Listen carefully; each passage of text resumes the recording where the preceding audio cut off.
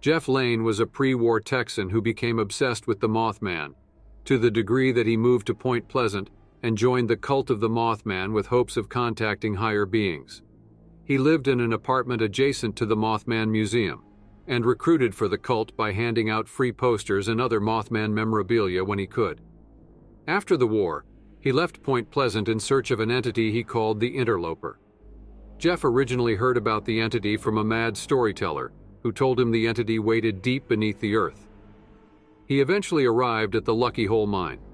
By this time, he was completely obsessed with the Interloper. He claimed he was following the call of the entity.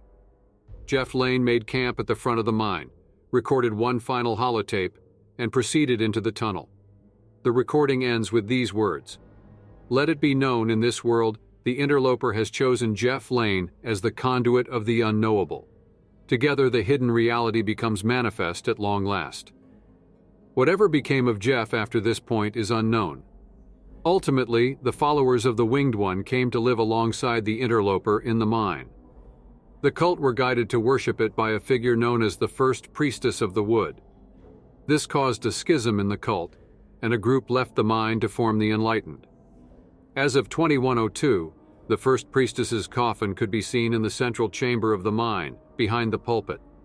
The Interloper's lair is hidden just beyond this chamber, where it can be seen writhing under the care of its congregation to this day. The Lucky Hole mine is a long and active mine on a cliff overlooking Watoga.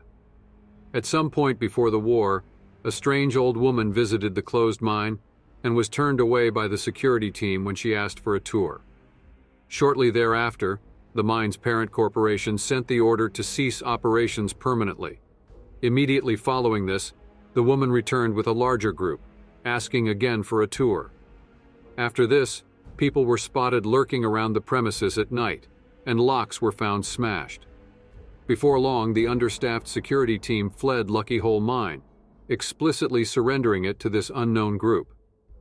Following the mysterious woman's first visitation, a guard telephoned Allegheny Asylum to inquire about missing patients.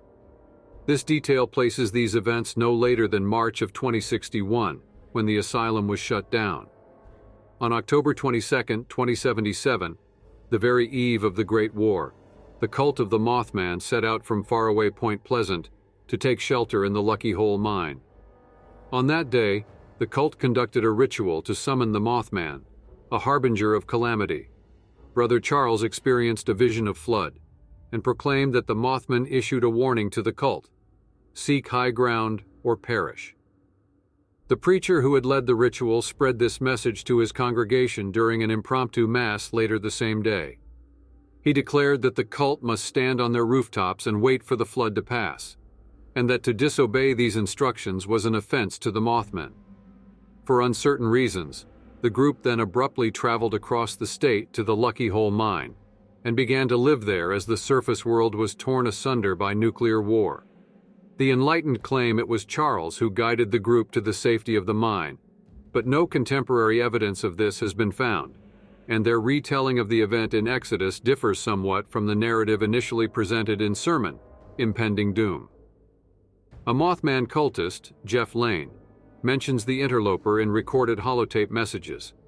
One holotape is left at his home in Point Pleasant, and one near the entrance of the Lucky Hole mine. In the messages, Lane describes the nature of the Interloper's calling to himself.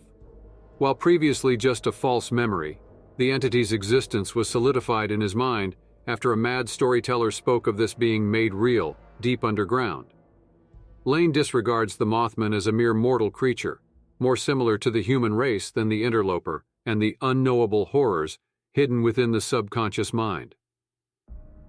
He made camp at the entrance of the mine and assessed that although he sees abundant evidence that others have also heard the Interloper's call, the entity has summoned him alone in the end.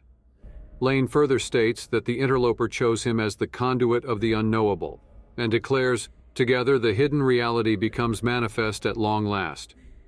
After recording this tape, he disappears from history. As they waited for the fallout to clear, some members turned to darker worship in a great schism which split the cult in twain. One group left the mine to serve the wise Mothman, while the others remained there and worshipped the Interloper. Those who left in service of the individual purple-eyed, wise Mothmen became known as the Enlightened. The Enlightened wrote about the interloper in the tome False Gods of Appalachia, stating that the faithful should not speak of it, and that there is no fouler deceit than one garbed in truth. They are instructed to shun its call, for it can bring only darkness. However, most remained at the mine and continued to revere the same red-eyed, holy Mothman icon they had before the war. They were guided in communion with this firstborn of the wood by a woman known as the first priestess of the wood. They have been known to refer to themselves as the brothers of the wood and the followers of the winged one.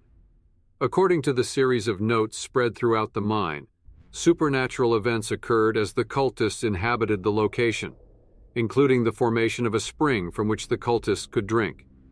The interloper worshippers mentioned that blood wept from the being's branches, and that the being taught the cult to share. The being supposedly also told its worshippers that they would be denied into the mine 3 times. By 2102, the dwellers of Lucky Hole Mine had all fled the state or died. The creature lay untended in the bowels of the mine, which was infested with cave crickets.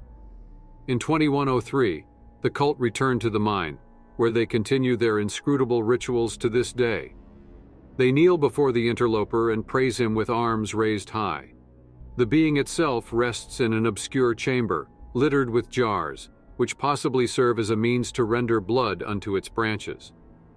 Across Appalachia, these followers of the Winged One built new shrines and fortified old ones. The feral, red-eyed, holy Mothmen do visit them, and large clutches of Mothman eggs can be seen at many of these sites. Cultist locations are instantly recognizable by the totems they build, fashioned primarily from roots and bones, identical to those found in the lair of the interloper. The interloper is a large, dormant, plant-like creature found in the depths of the Lucky Hole Mine. Most of its biomass is in its tangle of branches and the furled pair of misshapen legs at the opposite end of its being. Its midsection appears to be an oversized humanoid torso, and it has several hand-like appendages protruding from its head and back. The place where the branches connect to the midsection resembles a mouth. The creature will bleed if struck by the player character. Its tendrils, although rigid, occasionally move. A droning hum is audible when standing near its body. It stirs, catatonic, on the floor of a foggy lair only accessible through a series of hidden passages. This obscure chamber is littered with jars, skeletons, and corpses.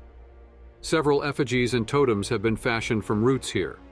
In the ceiling of this cramped space, 5 Art Deco face sculptures loom in a semicircle, as if observing the interloper.